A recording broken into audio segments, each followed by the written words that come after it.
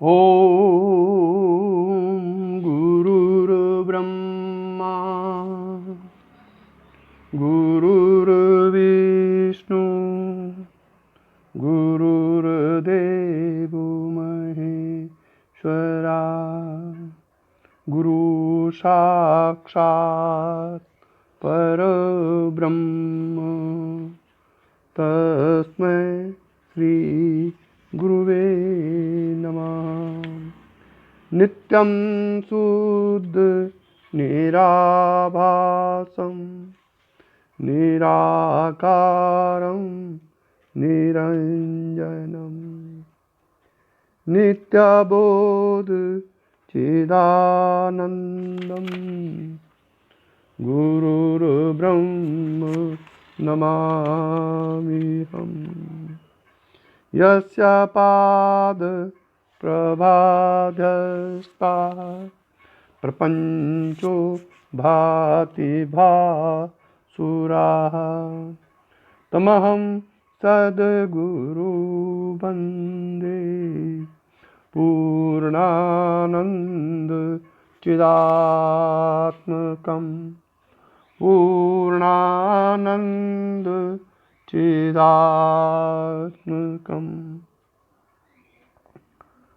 भगवत स्वरूप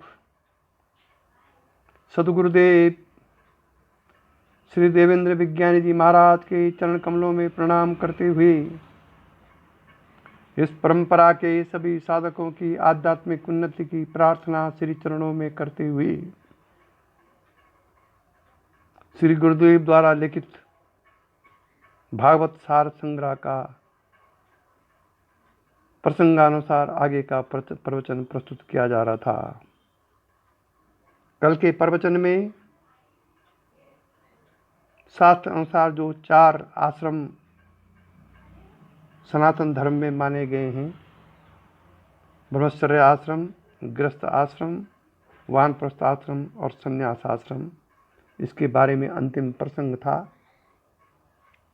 और अब आगे का प्रवचन इस प्रकार है।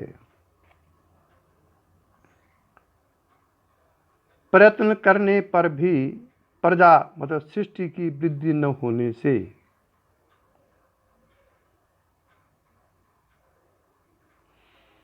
ब्रह्मा जी इसके कारण का विचार कर ही रहे थे कि अकस्मात उनके शरीर के 2 भाग हो गए। अब ब्रह्मा जी की देह से सृष्टि है का ब्रह्मा जी का नाम है। उन्हीं से विभक्त होने के कारण शरीर को काय कहते हैं।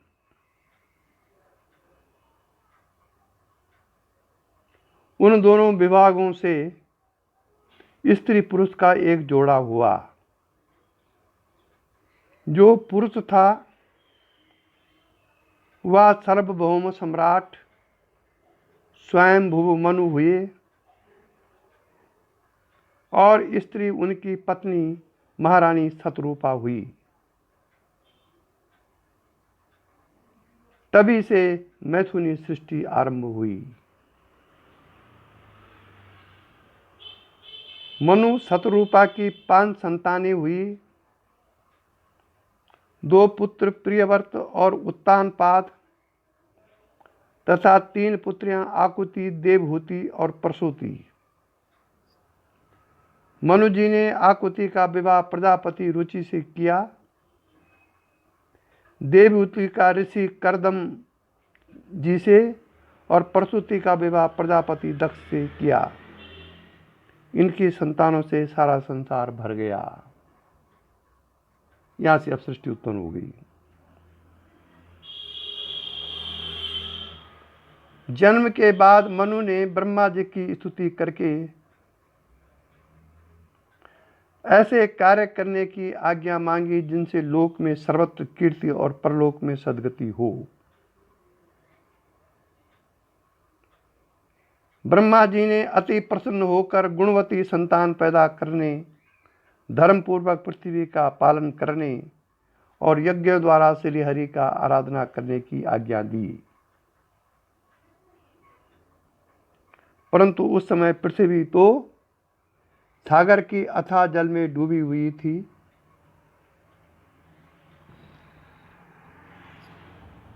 तब प्रजा के लिए निवास स्थान मांगने पर ब्रह्मा जी चिंता में पड़ गए कि पृथ्वी को जल से बाहर कैसे निकालूं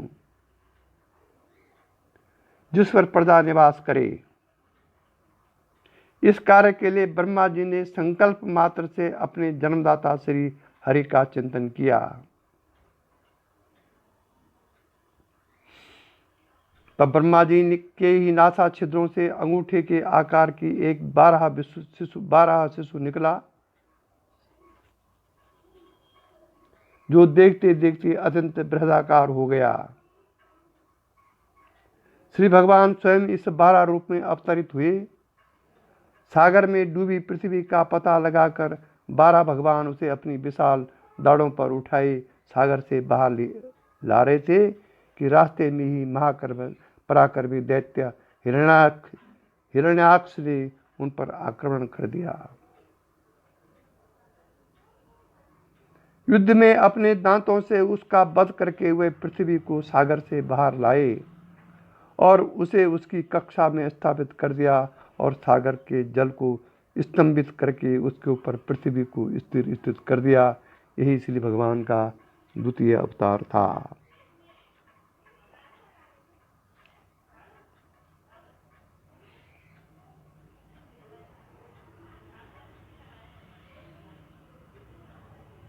दक्ष पुत्री दिति ने एक बार सायंकाल के कुछ समय में ही कामातुरा होकर अपने पति कश्यप से समागम का आग्रह किया।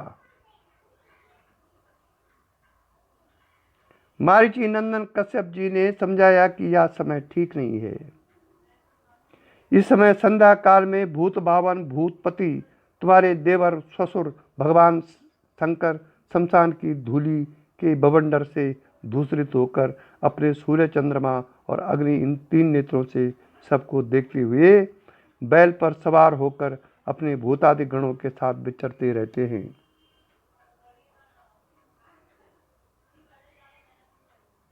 तुम जैसी भार्य के उपकारों का बदला तो कोई गृहस्थी नहीं चुका सकता। जिस प्रकार जहाज पर चढ़कर मनुष्य सहज ही महासागर को पार कर लेता है, उसी प्रकार गृहस्थ आश्रमी अपनी भार्य पर गृहस्थ का भार डालकर दूसरे सभी आश्रमों को आश्रय देता हुआ अपने आश्रम द्वारा दुख सागर के पार हो जाता है।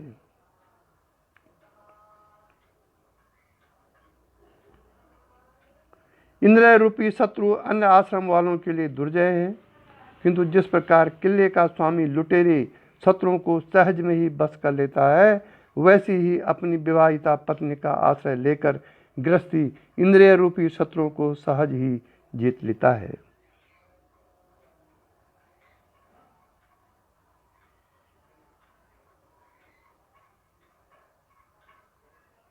तुम्हारी पुत्र पाने की इच्छा मैं अवश्य पूरी करूंगा, परंतु थोड़ी देर प्रतीक्षा करो। अनुकूल अवसर आने दो। यह शरीर तो कुत्तों का भोजन है। जो अविवेकी इसे आत्मा मानकर इसे वस्त्र आभूषण चंदन लेपादि से सजाती संवारते और इसके विषय भोगों में आसक्त रहते हैं, वे अभागे ही भगवान शिव के आचरण पर हंसते और उनकी उपेक्षा करते रहते हैं।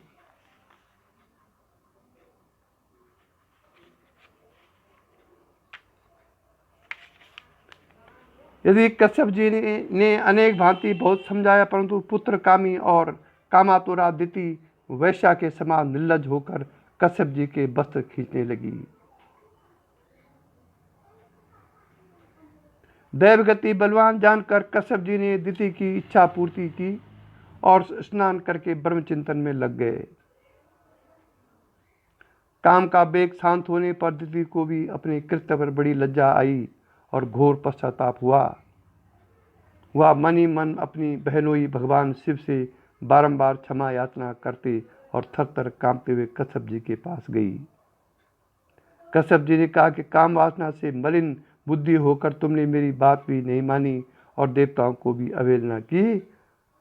अमंगलमयी चंडी, तुम्हारे कोख से 2 बड़े अमंगलमय अधम पुत्र होंगे, जो अपने अत्याचारों से बार बार संपूर्ण लोक और लोकपालों को रुलाएंगे। तब उनके द्वारा निरपराध मारे जाने लगेंगे। जब उनके द्वारा निरपराध मारे जाने लगेंगे, स्त्रियों पर अत्याचार होने लगेंगे और महात्माओं के संतस्त किया जाएगा, तब लोक रक्षक श्री जगदीश्वर अवतार लेकर उनका वध करेंगे।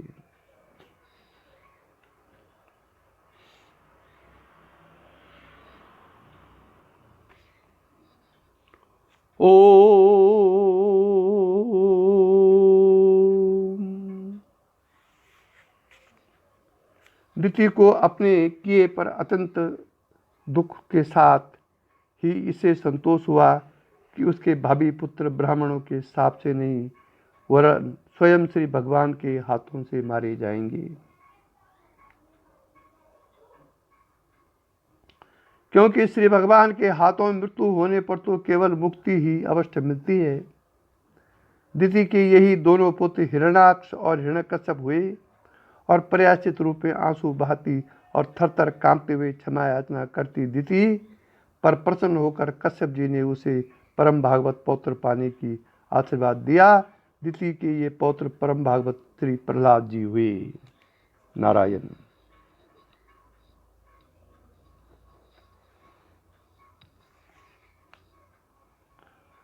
ओम। ब्रह्मा जी के मानस पुत्र सनक, सनंदन, सनातन और सनत कुमार आकाश मार्ग से समस्त लोगों को विचरते रहते हैं। उन्हें किसी भी लोक की आसक्ति नहीं है। एक बार वह सब लोगों के शिरोभाग में स्थित भगवान विष्णु के शुद्ध सत्वमय वैकुंठ धाम में जा पहुंचे।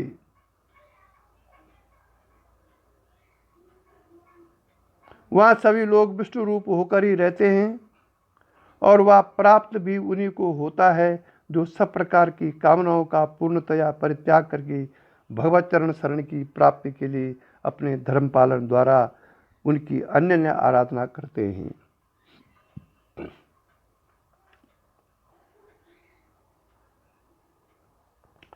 उस लोक का वैभव, महिमा और मनोहारी सौंदर्य अवर्णनीय है। वहाँ श्री हरि अपने श्री विग्रह को तुलसी से सजाते और इसी की गंध का आदर करते हैं।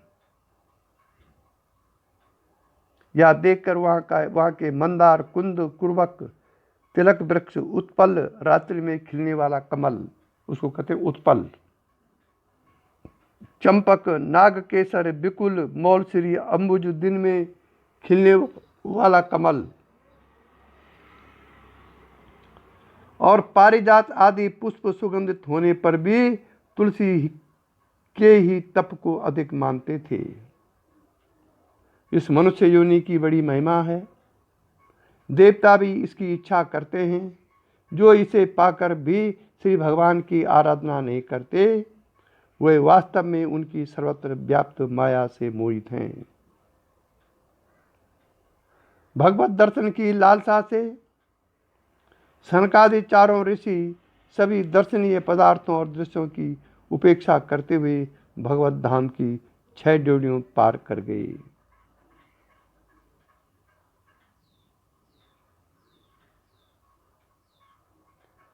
जब वह 7वें ड्योढ़ी पर पहुंचे तो वहां उन्हें हाथ में गदा लिए समान वायु वाले 2 देवश्रेष्ठ दिखाई दिए, जो दिव्य चतुर्भुज रूप के थे। बाल रूप चारों ऋषियों को दिगंबर भेष में निशंक प्रवेश करते देखकर उन द्वारपालों ने सनकादि के तेज की खिल्ली उड़ाते हुए उनके सामने छड़ी अड़ाकर उन्हें अंदर जाने से रोक दिया। सनकादि ने कहा कि यहाँ के निवासी तो भगवान के समान ही समदर्शी होते हैं। ज्ञानी जन सर्वात्मा श्री हरि से अपना कोई भेद नहीं रखते, वरन महाकाश से घटाकाश की भांति उनमें अपना अंतर्भाव देखते हैं। किंतु तुम्हारे स्वभाव में इतनी विषमता क्यों है? तुम भेद बुद्धि के कारण इस लोक में रहने लायक नहीं हो, अतः इस वैकुंठ लोक से निकलकर पापमय योनियों में जाओ, जहाँ प्राणियों के 3 शत्रु काम, क्रोध और लोभ निवास करते हैं। इन ब्राह्मणों के शाप को किसी भी उपाय से अनिवारणीय अमोघ जानकर श्री हरि के वे दोनों पार्षद मुनियों के चरणों में लौट गए और अदमा अदम योनियों में श्री हरि की विस्मृति कराने वाला मोह न व्यापने की प्रार्थना की। श्री हरि ने जब सुना कि उनके पार्षदों ने सनकादि का अपमान किया तो वे लक्ष्मी सहित उन्हीं चरणों में चलकर वहां पहुंचे जिनका मुनिजन पूजन ध्यान करते रहते हैं। सनकादि ने जब अपनी समाधि के विषय में श्री भगवान को अपने सामने देखा तो सिर झुकाकर उन्हें प्रणाम किया। यद्यपि ये मुनीश्वर ब्रह्मानंद में मगन रहा करते थे, परंतु श्री हरि के चरणारविंद मकरंद से मिश्रित तुलसी मंजरी की गंध से वे अपने शरीर को नहीं संभाल सके। मुनियों ने कहा, यद्यपि आप अंतर्यामी रूप से दुष्टों के हृदय में भी स्थित रहते हैं, तथापि उनकी दृष्टि से ओझल रहते हुए उन्हें दिखाई नहीं पड़ते। आपने जो हमारे सामने यह अपना मनोहारी रूप प्रकट किया उससे हम परम आनंदित हैं। विषयासक्त अजितेंद्रिय पुरुषों के लिए आपके इस रूप का दर्शन अत्यंत कठिन है। इस प्रकार से 15वां अध्याय तृतीय स्कंद का 15वां अध्याय समाप्त हुआ। अब है 16वां अध्याय। श्री भगवान से मुनियों का क्रोध शांत हो गया। श्री भगवान के दर्शनों से मुनियों का क्रोध तो शांत हो गया था। उन्होंने पार्षदों को दिए शाप की व्यवस्था श्री हरि को सौंप दी। यद्यपि सर्वप्रथम श्री हरि चाहते तो अपने पार्षदों के शाप को मिटा सकते थे,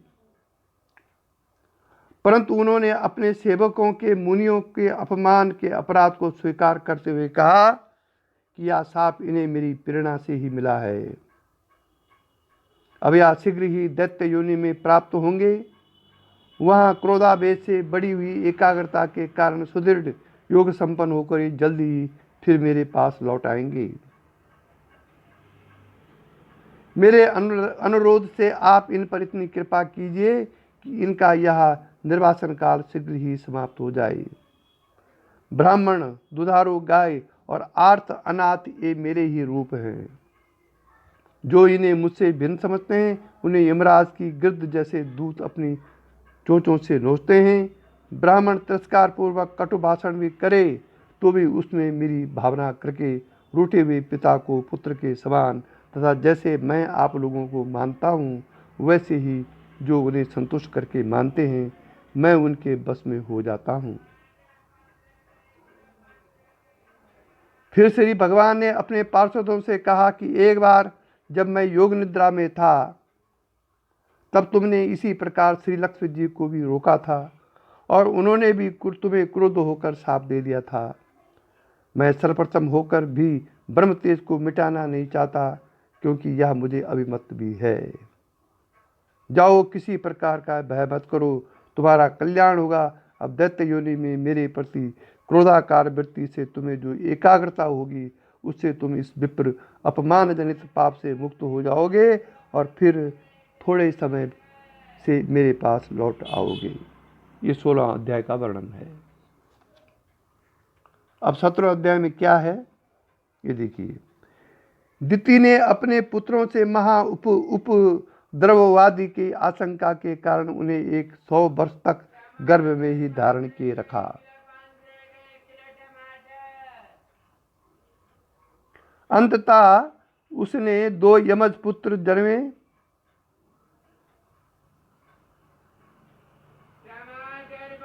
जिनके जन्म लेते ही पृथ्वी और अंतरिक्ष में अनेकों उत्पात होने लगे।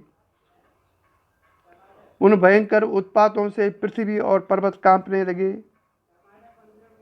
जगह जगह उल्कापात होने लगे और अनिष्ट सूचक धूमकेतु पुच्छल तारे दिखाई देने लगे।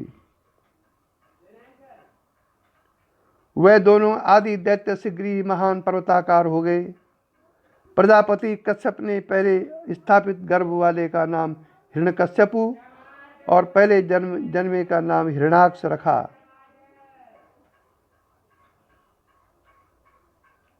ब्रह्मा जी के प्रदान से हिरण्यकश्यपु मृत्यु भय से मुक्त हो गया।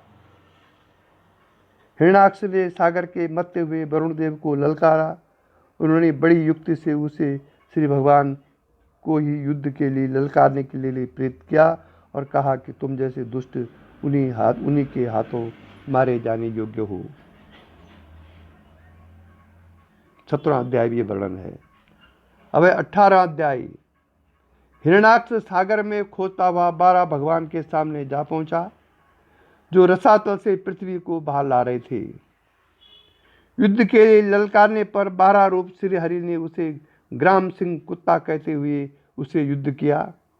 इस भयंकर महासंग्राम में हिरण्याक्ष ने श्री हरि की छाती पर गदा चलाई, जिससे श्री हरि ने स्वयं को वैसे ही बचा लिया जैसे योग सिद्ध पुरुष मृत्यु के आक्रमण से स्वयं को बचा लेता है। इस महायुद्ध को देखने के लिए ऋषिगण, देवगण और स्वयं ब्रह्मा जी भी वहां आ गए। श्री ब्रह्मा जी ने 12 रूपधारी श्री हरि से प्रार्थना की कि लोगों के संहार करने वाली भयंकर संध्या बेला आने वाली है। इस समय अभिजीत नामक मंगलमय मुहूर्त भी आ गया है, अतः हम लोगों को कल्याण के लिए आप इस दुर्जय दैत्य को शीघ्र मार डालिए। इसकी मृत्यु आपके ही हाथों बंधी है। तब 12 हरि और हिरण्याक्ष में भयंकर संग्राम छिड़ गया। हिरण्याक्ष कभी गदा से, कभी त्रिशूल से, तो कभी अन्यान्य शास्त्रों से तीक्ष्ण प्रकार प्रहार करता। वह खेल खेल में ही उन सबको काट देते। तब आकाश से सभी ओर से विशाल पत्थरों की वर्षा होने लगी, मानो किसी क्षेपण यंत्र गुलेल से फेंके जा रहे हों। हिरण्याक्ष श्री हरि की छाती में वज्र कठोर मुक्के मारने लगा। तब श्री हरि ने भी उसकी छाती में एक ऐसा मुक्का मारा कि उसकी आंखें बाहर निकल आई और वह निष्प्राण होकर गिर पड़ा। हिरण्याक्ष का तेज अभी भी मलिन नहीं हुआ था। अपनी मायाकृत मिथ्या उपाधियों से छूटने के लिए योगी जन, जिनका एकांत में समाधि योग द्वारा ध्यान करते हैं, उनके चरण प्रहार से उनका मुख देखते देखते उस दैत्यराज हिरण्याक्ष ने अपने प्राण त्याग दिए। 19वां अध्याय समाप्त।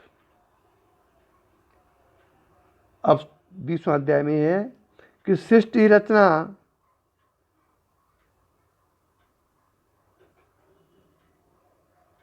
कुशावर्त क्षेत्र हरिद्वार में विराजमान तत्वज्ञानियों में श्रेष्ठ मैत्रेय जी द्वारा विदुर जी से पूछा कि मरीचि आदि मुनियों और स्वयंभू मनु ने श्री ब्रह्मा जी की आज्ञानुसार प्रजा की वृद्धि किस प्रकार की।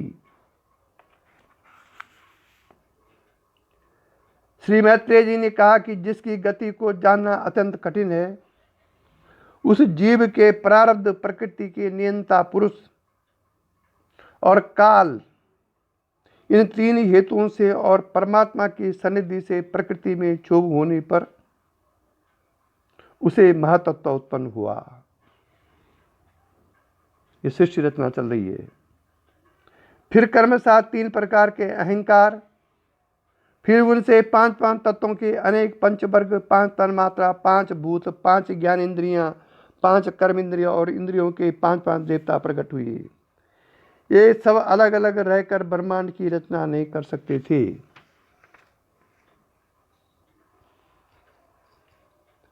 इसलिए भगवान की शक्ति से आपस में संगठित होकर एक स्वर्ण के रंग की अंड की रचना की।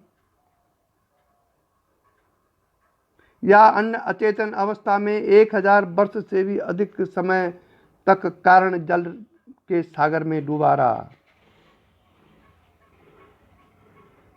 फिर उसमें से श्री भगवान ने प्रवेश किया। तब उसमें अधिष्ठित होने पर उनकी नाभि से 7 सूर्यों के समान अत्यंत दैदीप्यमान एक कमल प्रकट हुआ, जो संपूर्ण जीव समुदायों का आश्रय था। उसी से स्वयं श्री ब्रह्मा जी का आविर्भाव हुआ।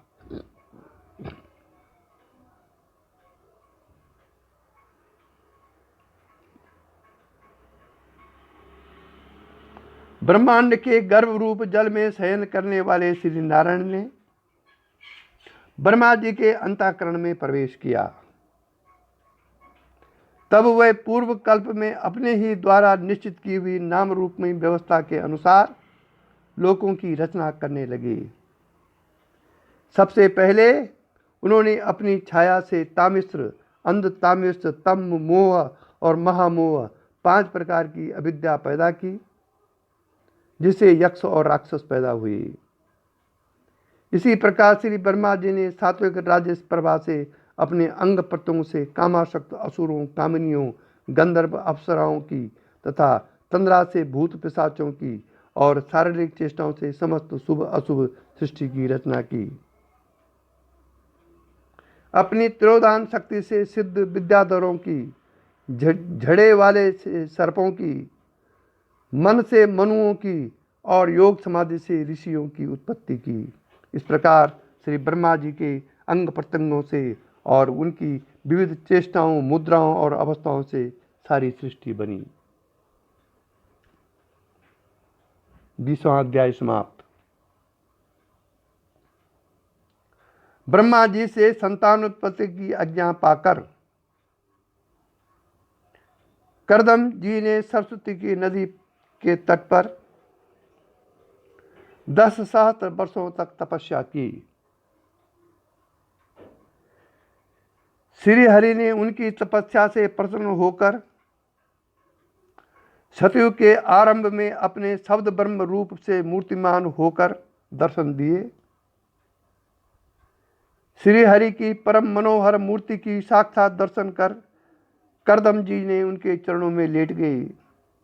अनेक विधि उनकी स्तुति और अनंत गुणगान करते हुए उन्होंने कहा, यह काल चक्र बड़ा प्रबल है, साक्षात परब्रह्म आप ही इसके घूमने के धुरी हैं।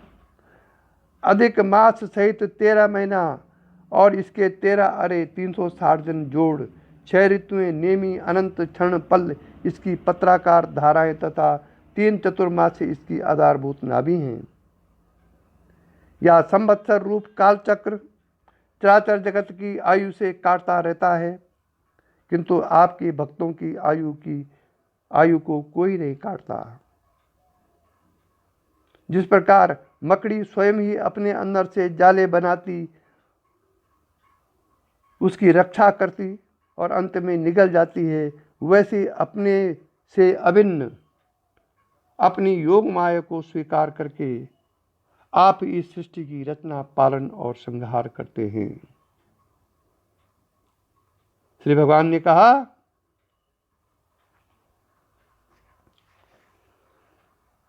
मैंने पहले से ही तुम्हारी तप भावनाओं के अनुरूप व्यवस्था कर रखी है। जीवों पर दया करते हुए तुम आत्मज्ञान को प्राप्त करोगे। संपूर्ण जगत को मुझ में और मुझ में अपने में देखोगे। मैं भी तुम्हारे वीर्य से अंश कला रूप में तुम्हारी पत्नी देवहूति के गर्भ से अवतार लेकर सांख्य शास्त्र की रचना करूंगा। सम्राट स्वयंभू मनु और शत्रुपा अपनी पुत्री देवहूति के विवाह का प्रस्ताव लेकर तुम्हारे पास आएंगे, वह उसे तुम्ही को अर्पण करेंगे। कर्दम जी बिंदु सरोवर पर ही ठहरे रहे। सरस्वती के जल से भरा बिंदु सरोवर वह स्थान है जहाँ अपने शरणागत भक्त कर्दम जी के प्रति उत्पन्न करुणा के वशीभूत हुए श्री भगवान के नेत्रों से आंसुओं की बूंद गिरी थी। यह तीर्थ बड़ा पवित्र है, जिसका महर्षिगण सदा सेवन करते हैं। इसके तट पर स्थित कर्दम जी का आश्रम अनेक वृक्ष राजों से घिरा हुआ पवित्र पशु पक्षियों का निवास स्थल और परम मनोहर था। स्वयंभू मनु शत्रुपा सहित वहां पहुंचे और अग्निहोत्र से निवृत्त होकर शांत बैठे कर्दम जी को प्रणाम किया। कर्दम जी ने उनकी यथोचित पूजा और सत्कार किया। 21वां अध्याय समाप्त। मनु शतरूपा ने प्रियव्रत और उत्तानपाद की छोटी बहन देवहूति से विवाह का प्रस्ताव रखते हुए कहा कि जो मेरा भोग स्वतः प्राप्त हो जाए, उसकी अवहेलना विरक्त पुरुषों के लिए भी उचित नहीं है। नारायण। जो पुरुष स्वयं प्राप्त भोगों का निरादर कर, जो पुरुष स्वयं प्राप्त भोग का निरादर कर किसी कृपण के आगे हाथ पसारता है, उसका बहुत फैला यश भी नष्ट हो जाता है और दूसरों के तिरस्कार से मानभंग भी होता है। श्री करदम जी ने देवहूति की प्रशंसा करते हुए कहा कि मैं आपकी इस कन्या को इस शर्त के साथ स्वीकार करूंगा कि इसके संतान हो जाने पर मैं संन्यास प्रधान जीवन को ही महत्व दूंगा, क्योंकि जिनसे इस जगत की उत्पत्ति स्थिति और लय होता है, प्रजापतियों को भी पति श्री भगवान ही मुझे अधिक मान्य हैं। कन्यादान कर मनु जी करदम जी की आज्ञा लेकर वापस चले गए।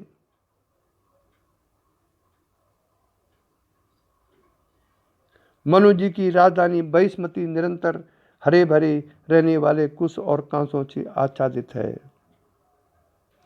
मनुस्मृति में विवाह के 8 प्रकार बताए गए हैं: ब्राह्म, दैव, आर्ष, प्रजापत्य, आसुर, गार्धव, राक्षस और पैशाच। इनमें ब्राह्म सर्वश्रेष्ठ माना जाता है, जिसमें पिता योग्य वर को कन्यादान करता है। रसातल से पृथ्वी को लाने के बाद 12 भगवान ने यहाँ अपने शरीर को कंपा कर झाड़ा था। उससे गिरे बाल ही कुश कांस बने, जिनके द्वारा यज्ञ में विघ्न डालने वाले दैत्यों का तिरस्कार करके मुनियों ने यज्ञ पुरुष श्री भगवान की आराधना की। महामुनि करदम जी पूर्ण योग सिद्ध संपन्न थे। अपने धर्म का पालन करते हुए तप, समाधि, उपासना और योग के द्वारा उन्होंने भगवत कृपा से भय और शोक रहित जो समस्त विभूतियां प्राप्त थी, उन पर अपनी भार्या देवहूति का भी अधिकार मानते हुए उन्होंने सर्वविधि सज्जित स्वेच्छाचारी विमानों में सभी लोकांतरों, जल महलों, वनों, उपवनों, वैश्रम्भक, सुरसन, नंदन, पुष्पभद्र, चैत्ररथ आदि अनेकों देवोद्यानों और पातालपुरियों में देवहूति के साथ विहार कर क्रीड़ाएं की। अनेकानेक देवदासियों से घिरी देवहूति ने समस्त देव दुर्लभ ऐश्वर्य भोग भोगे। जिन्होंने श्री भगवान के चरणों का आश्रय ले लिया, उनके लिए भला क्या दुर्लभ है। समस्त भूमंडल, द्वीप, वर्ष आदि दिखाकर करदम जी वापस अपने आश्रम लौट आए।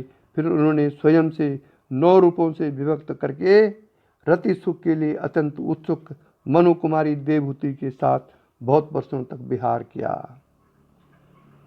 आत्मज्ञानी करदम जी ने देवहूति को संतान के इच्छुक जानकर गर्भाधान किए, जिनसे उनके 9 सर्वांग सुंदरी कन्याएं पैदा हुई। देवहूति ने करदम जी से कहा कि आपने अपनी प्रतिज्ञा पूर्णता निभा दी, पर मैं आपकी शरणागत हूँ। आपके जाने के बाद मेरा जन्म मरण रूप कष्ट दूर करने और कन्याओं के लिए उपयुक्त वर खोजने वाला भी कोई होना चाहिए। अज्ञानवश असत पुरुषों का जो संग संसार बंधन का कारण होता है, वही संग सत्पुरुषों के साथ किए जाने पर असंगता प्रदान करता है। ध्यान दें इस बात को। संसार में जिस मनुष्य ने न धर्म पालन होता है, न वैराग्य और न भगवान की प्राप्ति होती है, वह जीते जी मृतक है। अवश्य मैं भगवान की माया द्वारा ठगी गई, जो आप जैसी मुक्तिदाता पति का पाकर भी विषय भोगों में ही लगी रही, संसार बंधन से छूटने की इच्छा और चेष्टा नहीं की।